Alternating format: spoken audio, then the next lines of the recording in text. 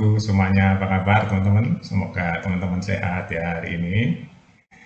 Teman-teman saya mau membicarakan mengenai negara ya teman-teman. Jadi saya coba akan memberikan satu gambaran atau opini ya teman-teman tentang negara saat ini dilihat dari sudut pandang eh, pertahanan dan keamanan serta kepercayaan rakyat ya.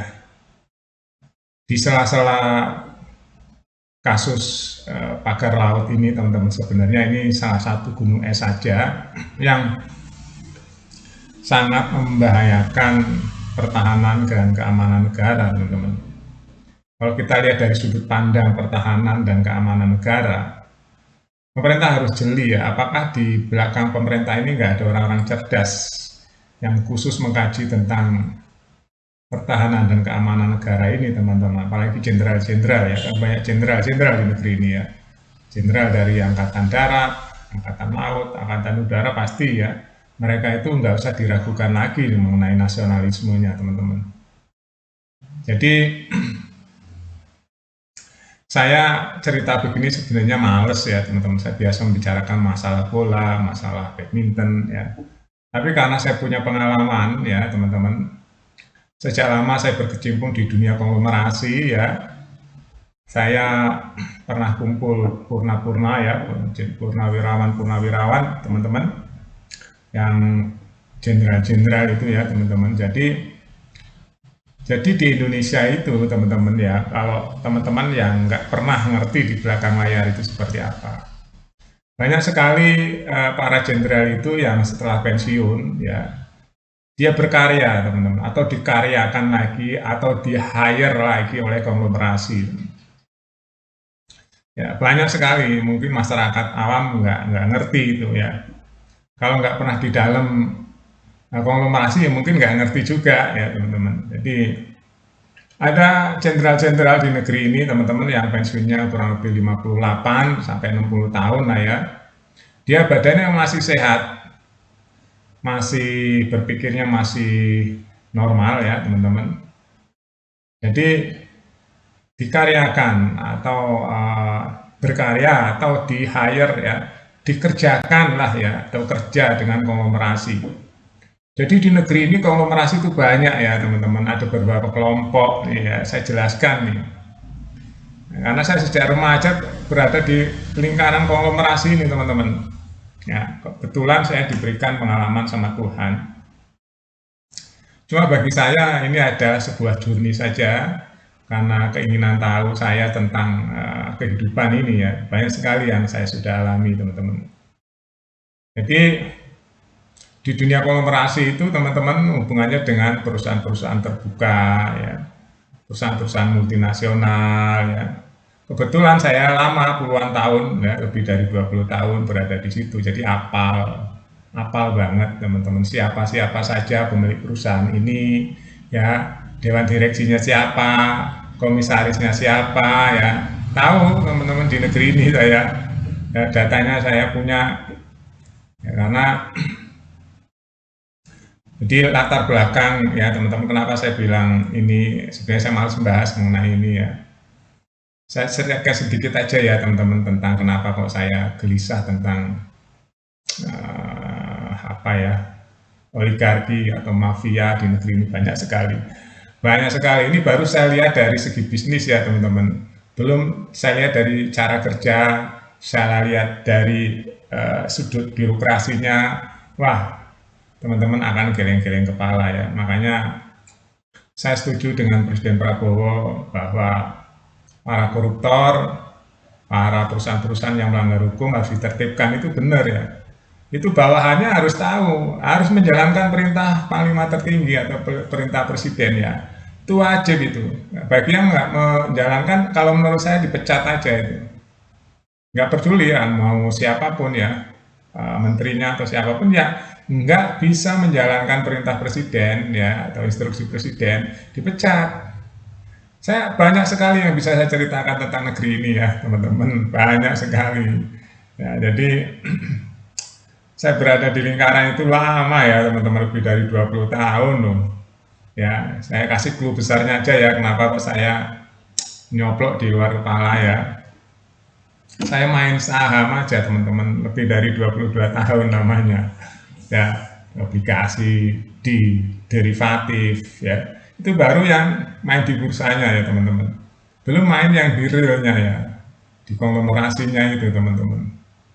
Ya, terus jadi cara kerja konglomerasi itu apa? Cara kerjanya seperti apa? Cuma bahas konglomerasi itu ribet, jelimet, dan apa ya, ngelawan perusahaan-perusahaan yang dananya triliunan itu kan, wah, raksasa itu kan, waduh. Saya hanya sekedar ini aja ya, intermezzo bahwa demi bangsa dan negara ya, saya membuat video ini mudah-mudahan bisa dicerna, tapi dengan bahasa yang implisit ya, nggak terlalu saya detailkan ya teman-teman. Padahal saya bisa bicara A sampai Z tuh teman-teman.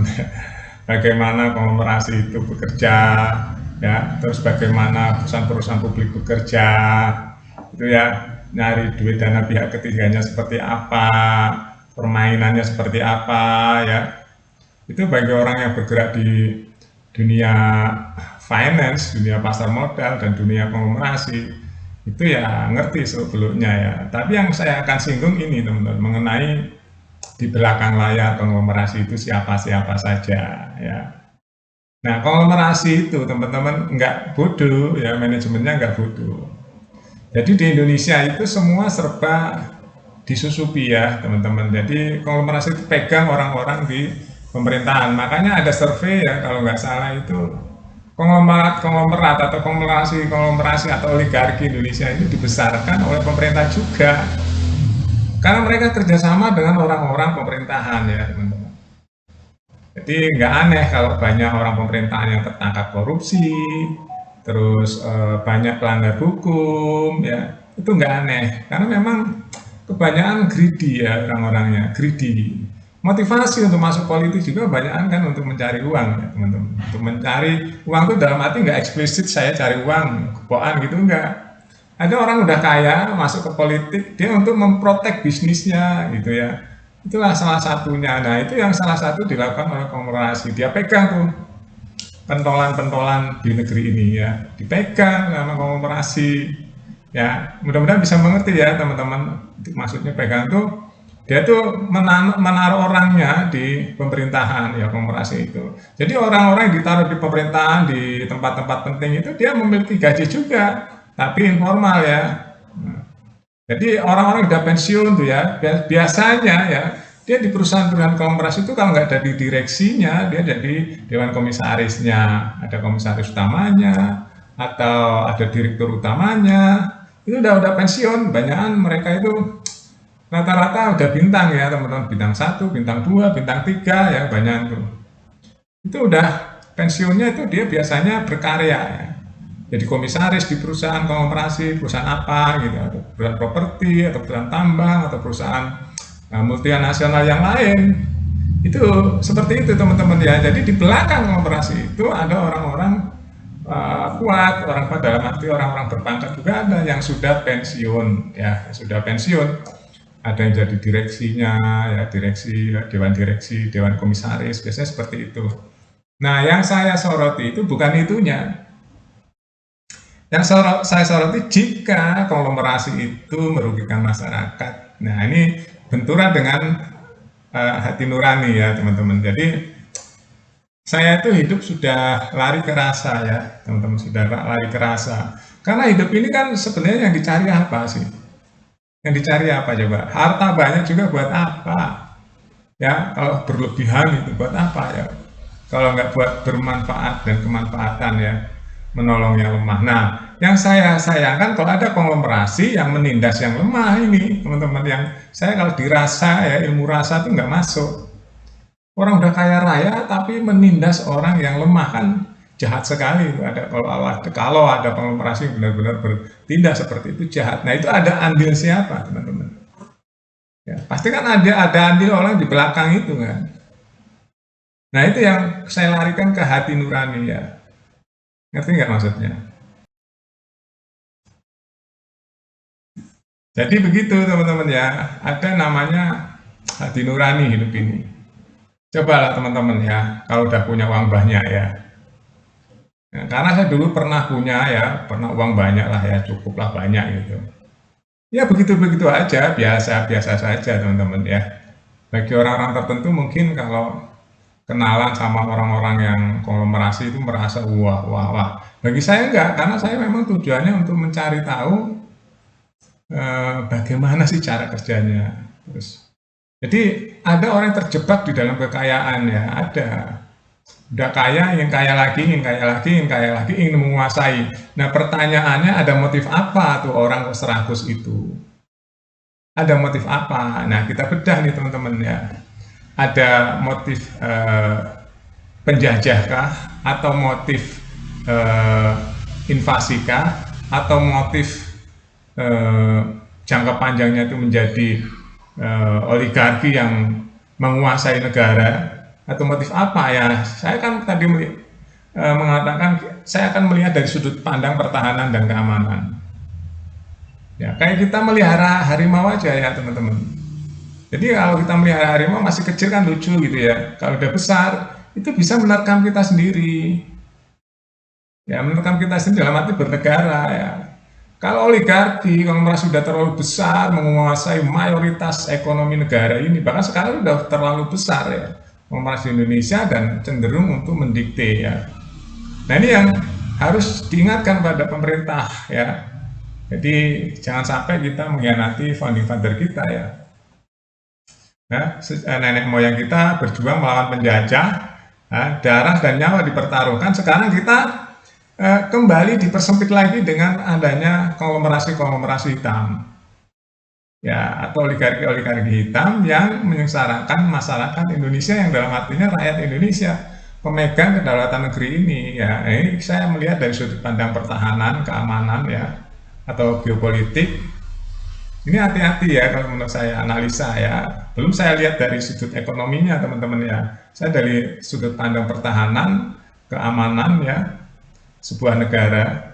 Bayangin aja teman-teman, daerah pesisir itu kan pinggirnya lautan ya. Kalau benar-benar terjadi konglomerasi menguasai lautan Indonesia, apa yang terjadi teman-teman terhadap geopolitik kita?